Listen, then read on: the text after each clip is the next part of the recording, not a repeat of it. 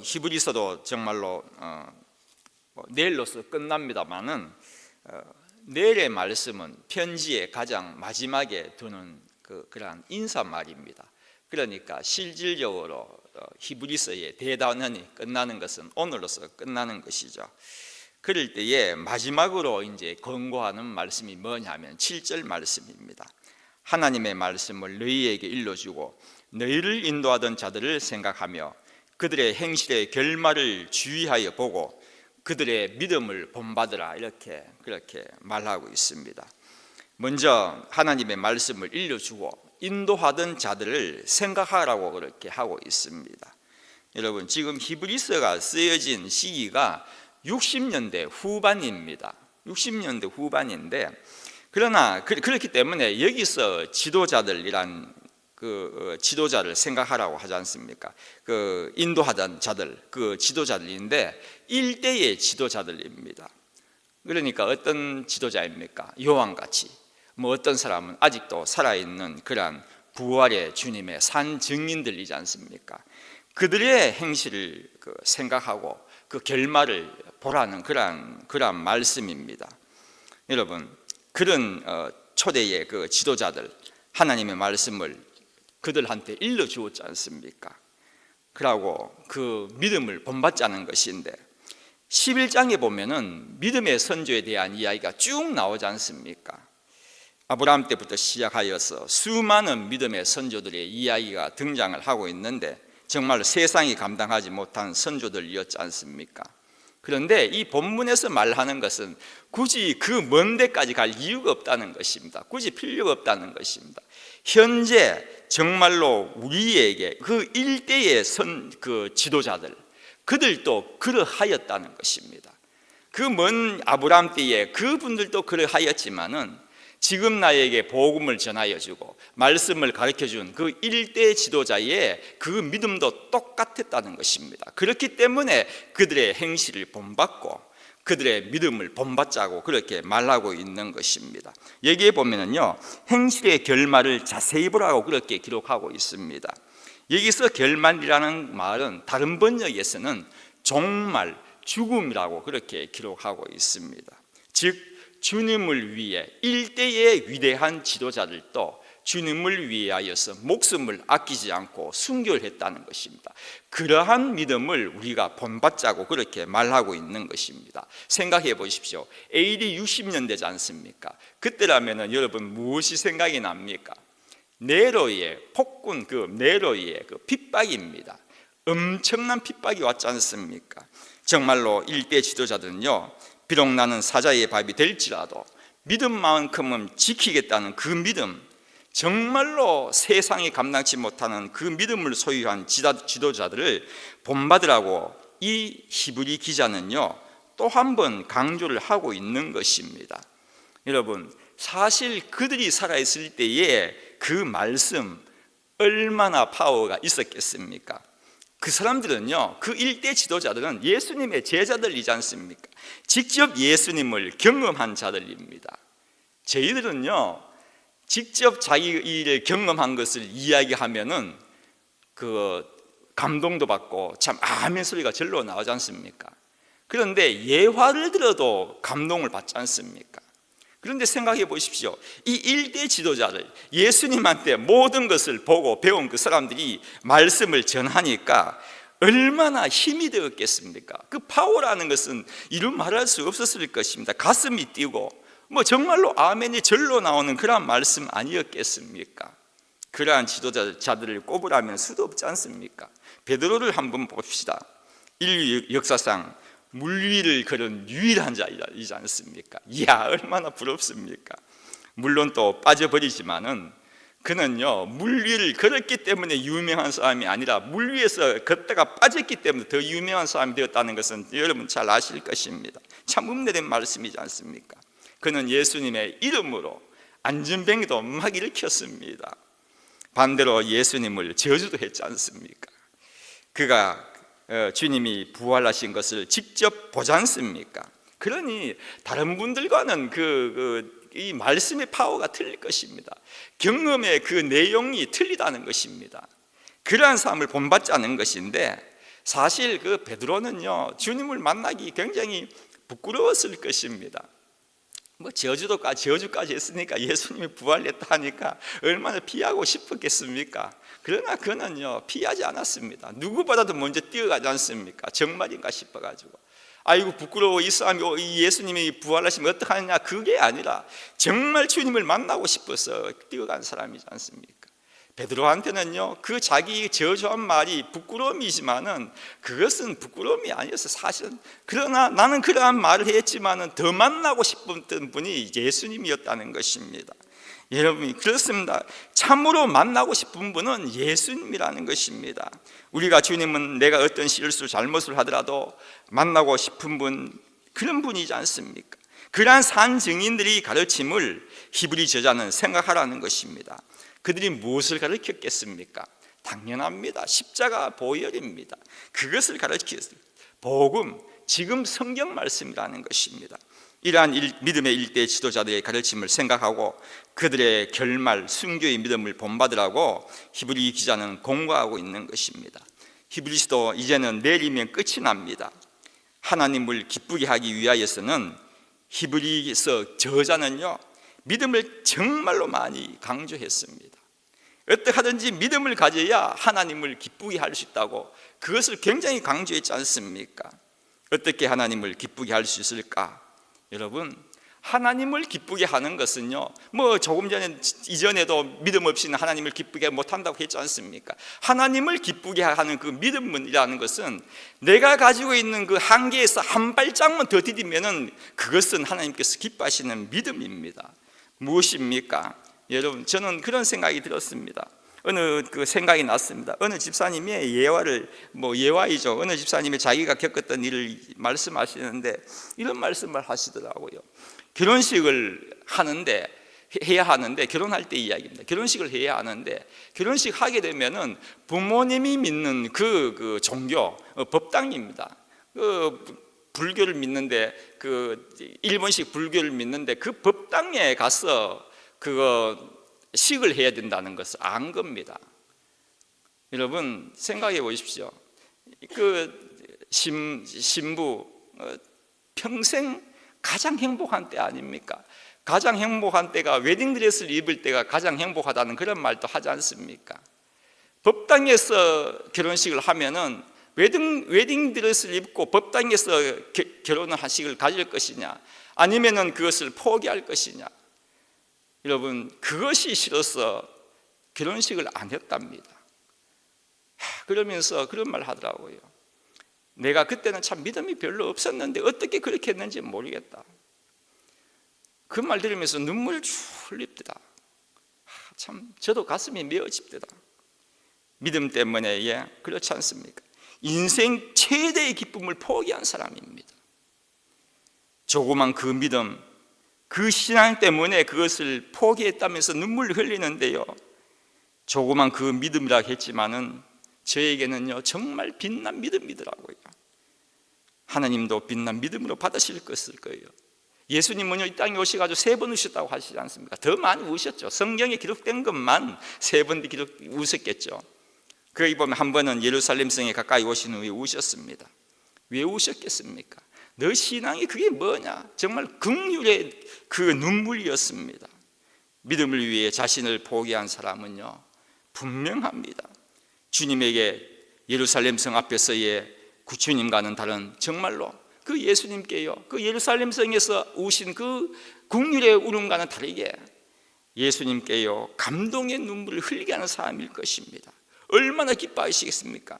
하나님을 감동하게 하는, 기쁘시게 하는 믿음은요, 큰 믿음도 그렇습니다. 얼마나 기쁘시겠습니까? 그러나 그것이 다가 아닙니다. 하나님을 기쁘시게 하는 믿음은요, 우리가 가지고 있는 믿음의 한계에서 한 발짝을 더 디딜 때에 하나님은 그것을 기뻐하시는 것입니다.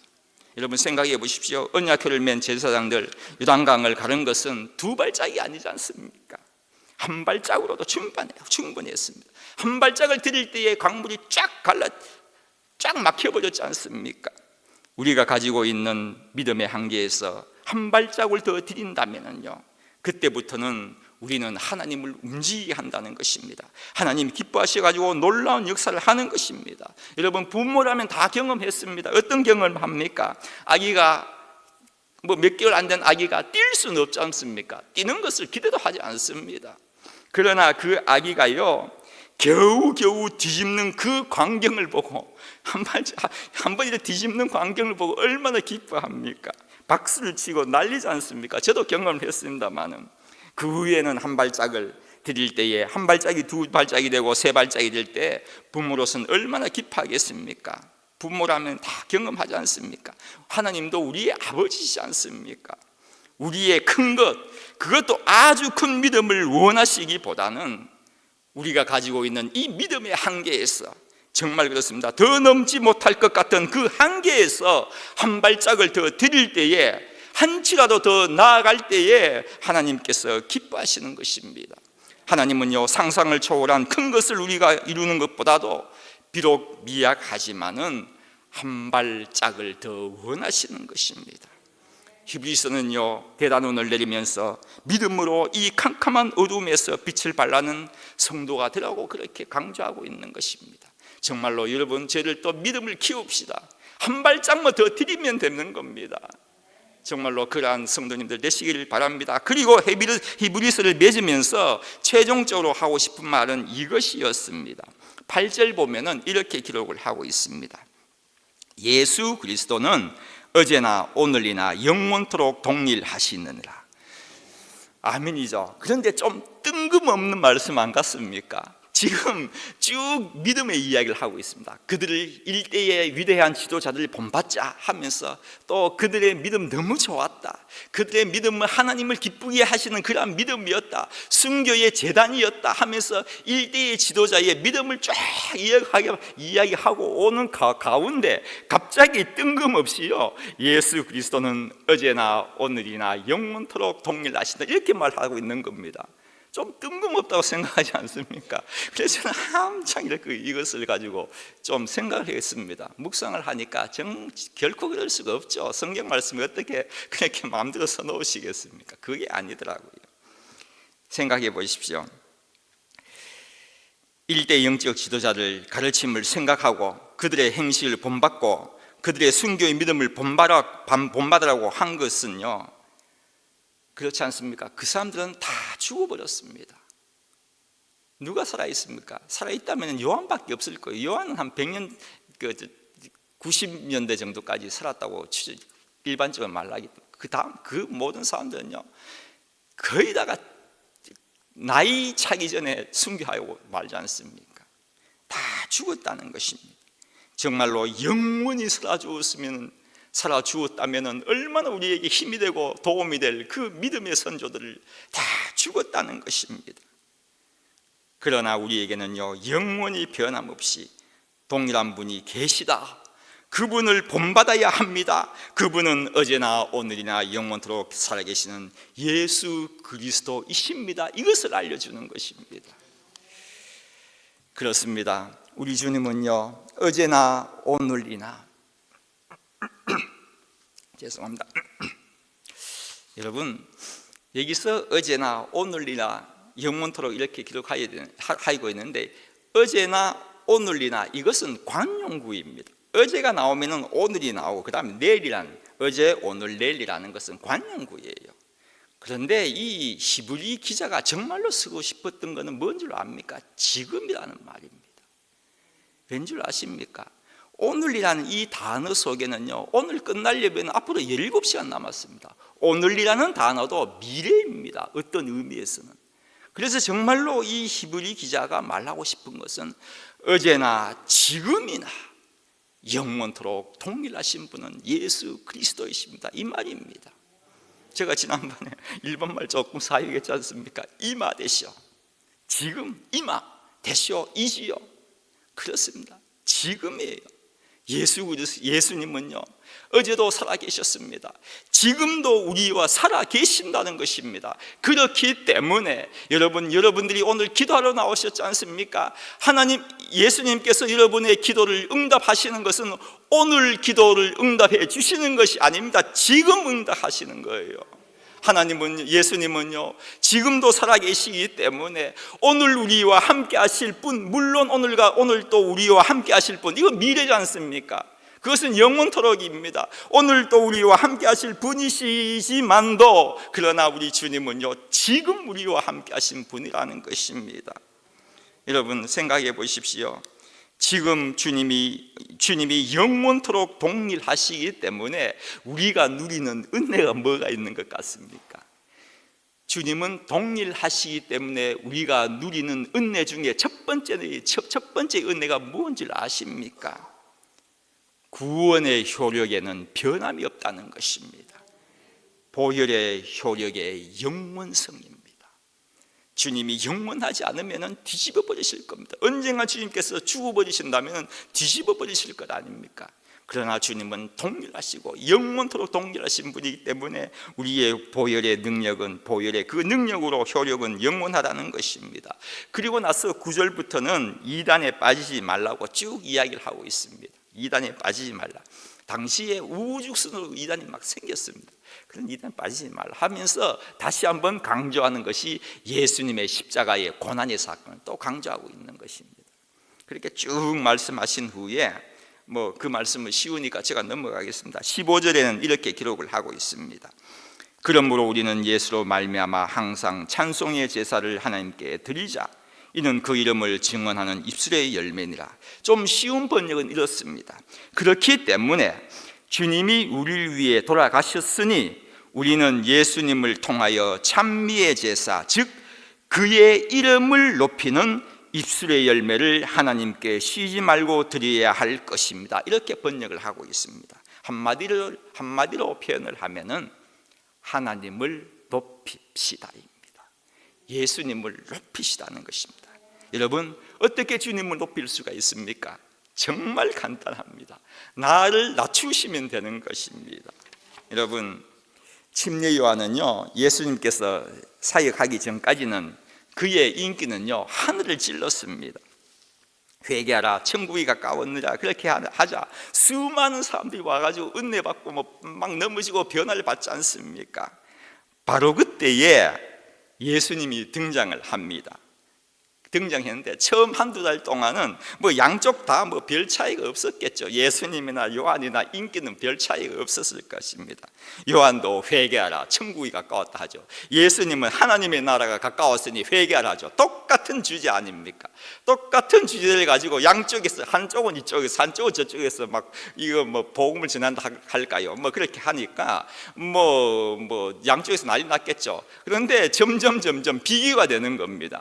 이쪽에서 있는 침례 요한한테 있는 그 제자들이 여기도 사람들이 점점 많이 가는 것을 보거든요. 더 많이 가는 거예요. 그래서 이 침례 요한의 제자들이 스승인 요한한테 와서 묻는 것입니다. 야, 지금 누가 진짜인지 난리입니다. 누가 진짜 예수님이 메시아인지 난리입니다. 이렇게 그런 질문을 하지 않습니까? 여러분 생각해 보십시오. 이 침례 요한은요 자기의 모든 사람, 제자들도 심지어 예수님께 막 간 사람 얼마나 많았겠습니까? 많은 군중들이 처음에는 비슷했는데 대등했는데 점점 쭉 다 가는 거예요. 예수님 쭉 다 가는 겁니다. 얼마나 속상하겠습니까? 그런 마음 없었겠습니까? 생각해 보십시오. 예수님이라는 그분은요 30년 동안 먼지 속에서 망치질 하던 사람이었어요.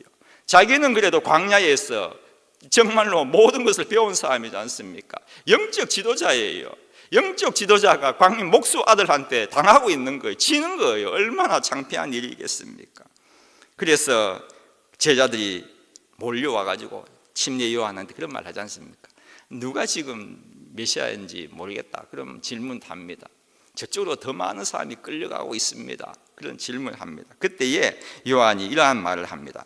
신부를 취하는 자는 신랑이나 서서 신랑의 음성을 듣는 친구가 크게 기뻐하나니 나는 이러한 기쁨이 충만하노라. 이게 무슨 말이고 하면요, 나는 지금 섭섭하고 쉬게 하고 싶은 마음도 있고 기분 나빠야 할 나이지만은 그게 아니다. 왜 나에게는 기쁨이 너무나도 충만하다 했어요. 그쪽으로 수많은 사람들이 몰려가는 그 광경을 보고 나는 너무나도 기쁘다, 그 말 한 겁니다. 왜 그런 줄 아십니까? 그는 이렇게 적혀 있습니다. 그는 예수님을 가리키는 거죠. 그는 흥하여야 하겠고 나는 쇠하여야 하리라. 여러분, 침례 요한은요, 모든 사람들이, 자기를 따르는 사람들이 그쪽을 가는데도 정말로 영적 교육으로는 상대가 안 되는 그 사람과 나와의 관계이지만은 그에게로 가는데도 기뻤다는 것입니다. 한 가지 가슴에 품고 있는 것이 있었기 때문입니다. 무엇입니까? 예수님은 흥하여야 하겠고 나는 쇠하여야 하리라. 예수님을 높였기 때문입니다. 주님을 높였기 때문입니다. 주님을 높인 것입니다. 이것이 여러분, 예수님을 높이는 것, 내 인생의 이것은요, 절대 기쁨의 축복입니다. 예수님을 높이는 자. 왜 히브리 기자는 예수님을 높이는 그러한 입술의 열매를 맺으라고 하고 있겠습니까? 16절 보면은요, 오직 선을 행하고 서로 나누어 주기를 잊지 말라. 하나님은 이 같은 제사를 기뻐하시느니라. 찾아봤습니다. 여기 제사라는 것은요, 복수를 사용하고 있습니다. 그러니까 복수예요. 무엇입니까? 입술의 제사. 조금 전에 말한 내가 하나님의 제사로 예수를 높이는 입술의 열매라는 그 제사도 하나님을 기쁘게 하는 것이고, 또한 둘째로 성과 나눔이 있을 때에 또한 그것도 제사라 했습니다. 여러분, 제사라는 것은요, 동물만 바치는 것이 아니에요. 선을 행하고 남에게 나누어 주는 것도 제사라고 했습니다. 얼마나 귀한 말씀입니까? 그 제사를 드릴 때에 하나님께서 기뻐하신다고 그렇게 기록하고 있습니다. 여러분, 이제 11월 달도 내일로 끝이 납니다. 12월 달 나눔의 달입니다. 얼마나 많은 곳에서 나누어주는 행사가 벌어지고 있습니까? 나눔의 달입니다. 어려운 환경의 분들에게 나눔의 기쁨을 여러분 선사하시기를 바랍니다. 힘든 분들에게, 어려운 분들에게 내가 가지고 있는 것을 나누어주는 것, 마음도 좋고 물질도 좋고 어떠하든지 남한테 나누어주는 것, 이것은 하나님께서 기뻐하신다고 기록되어 있습니다. 늘 하나님께 기쁨을 드리는 성도님들 되시기를 바랍니다.